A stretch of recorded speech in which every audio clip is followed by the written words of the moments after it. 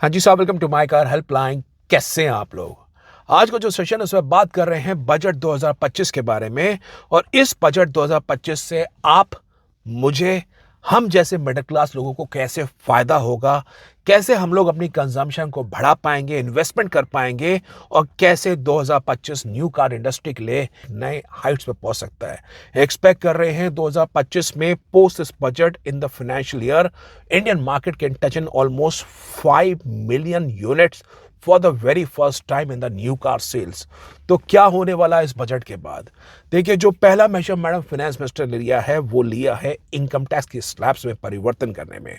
और madam finance minister इसमें एक स्टेटमेंट बोली है, income tax payable up to income of 12 lakh rupees. India में किसी की इनकम फ्रॉम सैलरी या बिजनेस 1 लाख रुपए महीना है, उसको किसी प्रकार का कोई इनकम टैक्स पे करने की जरूरत नहीं है।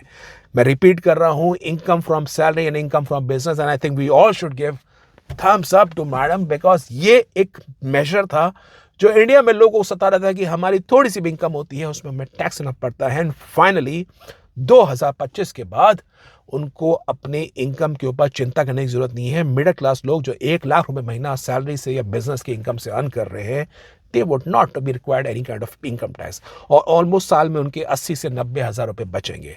आप नए टैक्स स्लैब देख सकते हैं, 0 to 4 lakh zero income tax, 4 to 8 lakh 5%, हर 4 लाख के ऊपर आपको 5% इनकम टैक्स की रेट्स बढ़ रही है, गोज अप टू 24 लाख, और 24 लाख के ऊपर आपको 30% का स्लैब है।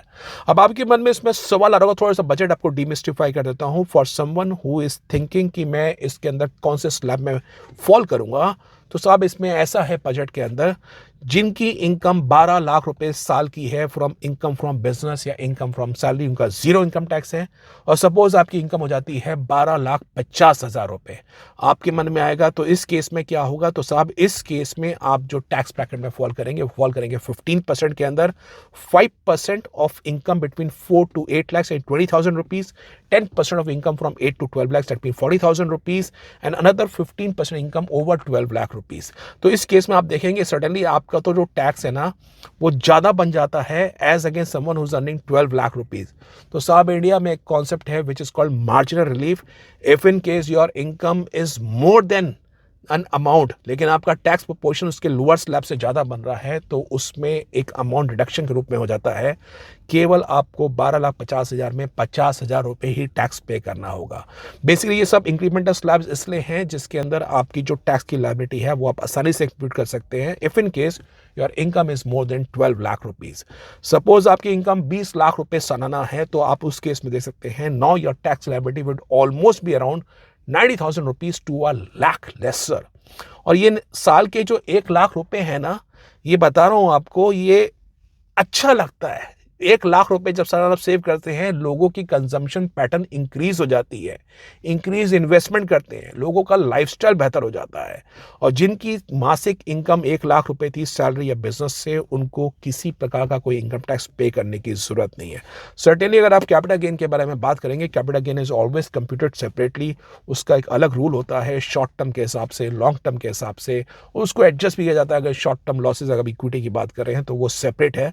लेकिन इंडिया में 90% लोगों को इस बजट के बाद they would be very very happy in terms of salaried income, in terms of business income. So I think thumbs up to Madam Finance Minister.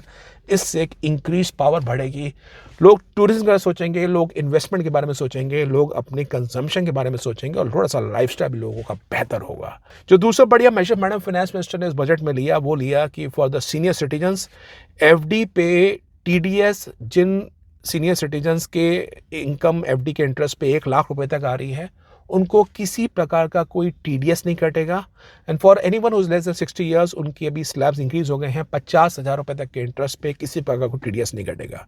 तो अगर परिवार में माता जी हैं, पिताजी हैं, बहू है, बेटा है, सालाना 3 लाख रुपए का आपको इंटरेस्ट आ रहा है, तो उस पर किसी प्रकार का टीडीएस नहीं कटेगा। That means almost 40 to 45 lakh rupees interest in terms of combined family FD, उस पर किसी प्रकार का कोई टीडीएस नहीं कटेगा। That's a very good thing. जो तीसरी बार मैडम ने सिंप्लीफाइड किया इस टाइम में, क्योंकि काफ़ी सारे लोग इंडिया में रेंट पे रह रहे हैं। पहले 20,000 रुपये के मासिक रेंट जिनका ज़्यादा था उस पर TDS कटता था एज पर गवर्नमेंट रूल, लेकिन अब उस स्लैब को बढ़ा के कर दिया है 50,000 रुपीज़। सो मैक्सिमम लोग की जो मंथली रेंटल 50,000 से कम ही दे रहे हैं। आई थिंक 50,000 से कम, ज़्यादा रेंटल बहुत ही रेयर प्रॉपर्टीज़ में है जो लोग उसको ले रहे हैं। तो उसी प्रॉपर्टीज़ के अंदर केवल TDS कटेगा, and less than that there would not be any kind of TDS which be deducted. तो अगेन TDS ना जमा करने के बाद लोगों के हाथ में परचेजिंग पावर, उनकी जो हाथ में पैसा है वो रहेगा, and they would increase the consumption also, उनकी इन्वेस्टमेंट्स भी बेहतर होगी। सो अच्छा स्टेप लिया है मैडम फाइनेंस मिनिस्टर ने। प्लस ऑटो सेक्टर के अंदर इलेक्ट्रिक कार्स को प्रमोट करने के लिए मैडम फाइनेंस मिनिस्टर ने बेसिक कस्टम ड्यूटी को फुल्ली एग्जाम कर दिया है in terms of cobalt powder, lithium ion battery waste and 12 other critical minerals. और इससे इंडिया के अंदर EV सेक्टर को एक बेहतर फायदा होगा। इंडिया में इलेक्ट्रिक कार्स की बैटरी को मैडम फाइनेंस मिनिस्टर आ रही हैं, प्रमोट कर रही हैं कि इंडिया में बनाया। जैसे आपको पता है कि EV कार्स में बैटरी सेटअप होता है, हाइब्रिड कार्स में बैटरी सेटअप होता है। हाइब्रिड कार की मैन्युफैक्चरिंग कॉस्ट भी कम होगी, EV कार की मैन्युफैक्चरिंग कॉस्ट कम होगी। Not only for the auto sector also, but आपको इलेक्ट्रॉनिक्स लेते हैं, LCDs लेते हैं, मोबाइल फोन्स लेते हैं, उसकी भी कॉस्ट में कमी आएगी। So India is slowly going to become the manufacturing hub for the EV, for the mobile phones, for the television industry. And trust me, India से बेहतर, इंडिया से फास्टर कोई मार्केट और कोई नहीं सकता। तो बढ़िया स्टेप्स अपना रही है मैडम फाइनेंस मिनिस्टर। इससे इंडिया में मैन्युफैक्चरिंग सेक्टर को और प्रोत्साहन मिलेगा। और आपको पता ही है कि कल मारुति के शेयर में कैसे जंप आया था, हुंडई के शेयर में कैसे जंप आया था इस न्यूज़ के बाद, क्योंकि 2025 में इलेक्ट्रिक कार के अंदर सेक्टर में बहुत सारे नए मॉडल्स आने वाले हैं। BE6 आने वाला है, XUV9 आने वाला है, महिंद्रा की ये दोनों कार्स हैं, मारुति की ये विटारा है, Hyundai की क्रेटा इलेक्ट्रिक भी हाल फिलहाल में इंट्रोड्यूस हुई है, टाटा मोटर्स की भी सियरा आने वाली है। सो 2025 में ये जो न्यूज़ है ये बहुत पॉजिटिव है। प्लस मैडम फाइनेंस मिनिस्टर ने काफ़ी सारे कदम अपनाए हैं जिससे लोगों की डिस्पोजेबल इनकम इंक्रीज़ होगी, उनकी कंजम्पशन पैटर्न बेहतर होगा।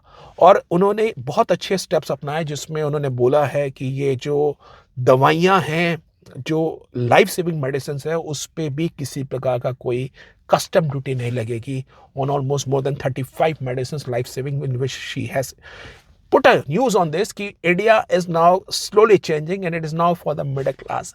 So बेहतरीन स्टेप्स हैं। और इन्हीं स्टेप्स के बाद बता रहा हूँ, जब लोगों के पास होता क्या, आप थोड़ा सा इकोनॉमी का मॉडल समझेंगे, कंजम्पशन, इन्वेस्टमेंट, एक्सपेंडिचर के बारे में। जब लोगों की डिस्पोजेबल इनकम, लोगों के पास पैसा ज़्यादा होगा, लोग ज़्यादा कंज्यूम करेंगे, लोग और ज़्यादा इन्वेस्ट करेंगे। उस इन्वेस्टमेंट से इंडिया का मार्केट, इंडिया की इकोनॉमी बेहतर होगी। जो कंजम्पशन करेंगे उससे इंडिया की कंपनीज को फ़ायदा होगा, लोगों का लाइफस्टाइल अच्छा होगा, लोगों का स्टैंडर्ड ऑफ लिविंग बेहतर होगा, लोगों के पास ज़्यादा पैसा होगा, people would be more happy, अपने हेल्थ के ऊपर, अपने लाइफस्टाइल के ऊपर और बेहतर खर्च कर पाएंगे। सो बेहतरीन स्टेप है। और ऑटो सेक्टर में भी 2025 के अंदर एक्सपेक्ट कर रहे हैं, जैसे मैडम फाइनेंस मिनिस्टर ने अब स्टेप्स अपनाए हैं, EV कार्स की कीमत अट्रैक्टिव होनी चाहिए from April onwards, hybrid cars की कीमत भी अट्रैक्टिव होनी चाहिए, और लोगों के पास डिस्पोजेबल इनकम इंक्रीज होगी, they would be tending to increase in buying in more cars. और 2025 में आपको पता ही है, cars are now more safer also, more fuel efficient also, more stylish also, और लोगों को एक बेहतरीन अपडेट का मौका भी मिलेगा। तो एक बात थी 2025 के बारे में। आप बताइए, बाकी आप अगर किसी बारे में कंफ्यूज हैं आपके इनकम टैक्स के स्लैब्स के बारे में, आप कमेंट जरूर करिए। I will help you to the best of my capabilities, to the best of my knowledge in terms of income tax. तो आपको ये वीडियो और मददगार साबित होगा। बाकी कार्स के बारे में कोई भी जानकारी चाहिए, do visit the website www.mycarhelpline.com, और वेबसाइट के फोरम सेक्शन में आके कोई कंफ्यूजन है कार्स खरीदने के बारे में, आप आके उस पर सवाल पूछ सकते हैं। We will assist you so as to get an expert support. Thank you.